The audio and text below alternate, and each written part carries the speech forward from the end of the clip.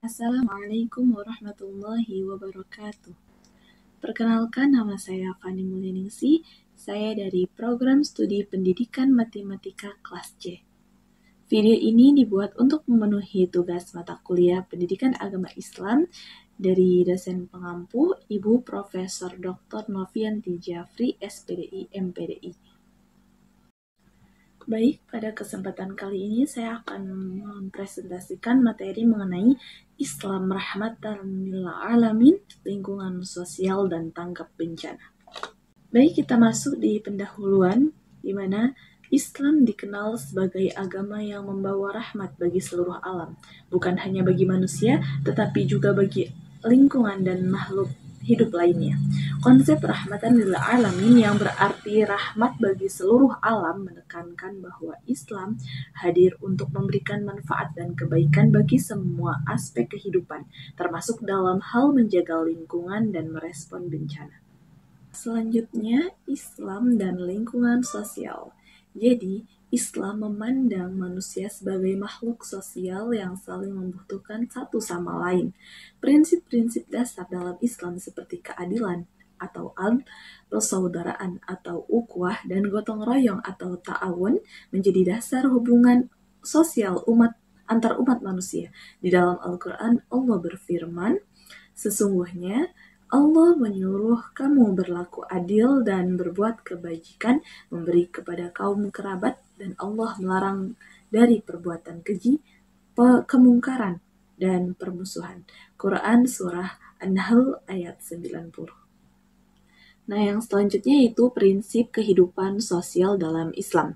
Jadi, dalam konteks lingkungan sosial, umat Islam diajarkan untuk menjaga keharmonisan sosial, tidak melakukan kerusakan, dan senantiasa berusaha memperbaiki keadaan di sekitarnya. Salah satu wujud nyata dari prinsip ini adalah membangun solidaritas sosial, khususnya dalam membantu mereka yang tertimpa musibah atau bencana. Adapun tanggung jawab terhadap sesama. Ya, di sini Islam mengajarkan bahwa tanggung jawab seorang muslim tidak hanya sebatas pada dirinya sendiri, tetapi juga kepada orang lain, terutama mereka yang kurang mampu atau sedang dalam kesulitan. Rasulullah SAW bersabda, "Tidaklah beriman salah seorang di antara kamu hingga ia mencintai saudaranya sebagaimana ia mencintai dirinya sendiri." Hadis riwayat Bukhari dan Muslim. Poin selanjutnya yaitu tanggap bencana dalam perspektif Islam. Dalam perspektif Islam, bencana dipahami sebagai bagian dari ketetapan Allah, qada dan qadar, dan sebagai ujian atau peringatan yang membawa hikmah bagi umat manusia. Islam mengajarkan bahwa bencana bukan hanya untuk dihadapi dengan ketabahan, tetapi juga sebagai kesempatan untuk meningkatkan kualitas diri, mempererat solidaritas sosial, dan semakin mendekatkan diri kepada Sang Pencipta. Kepedulian terhadap lingkungan alam. Jadi, dalam Islam, alam semesta dipandang sebagai amanah dari Allah yang harus dijaga dan dipelihara.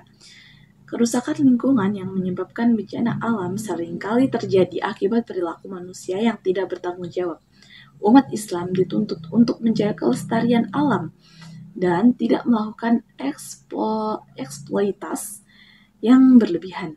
Sikap ini menjadi dasar bagi umat Islam dalam mencegah terjadinya bencana alam dan mengurangi dampaknya. Ada pula prinsip tanggap bencana dalam Islam.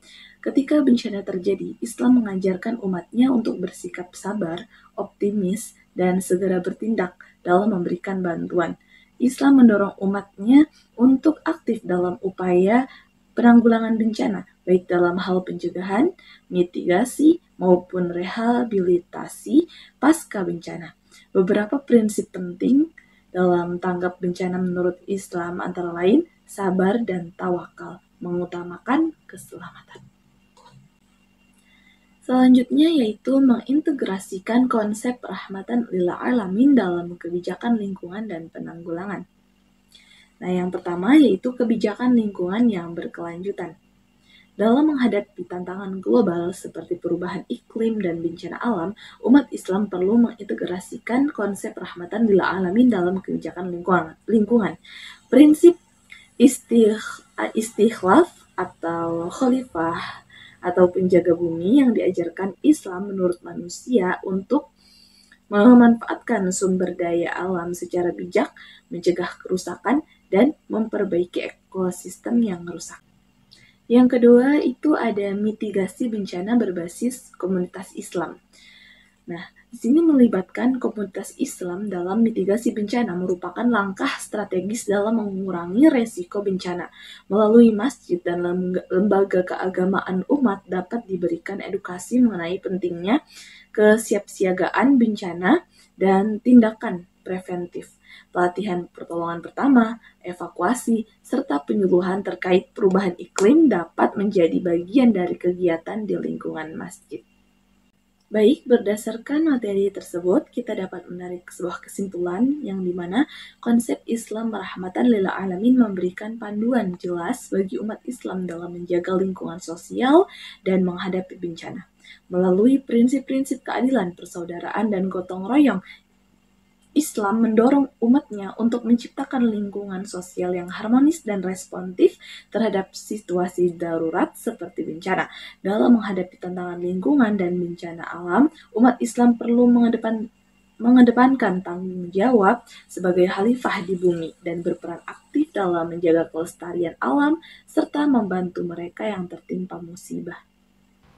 Demikianlah materi yang dapat saya sampaikan, kurang lebihnya saya mohon maaf, saya ucapkan terima kasih. Wassalamualaikum warahmatullahi wabarakatuh.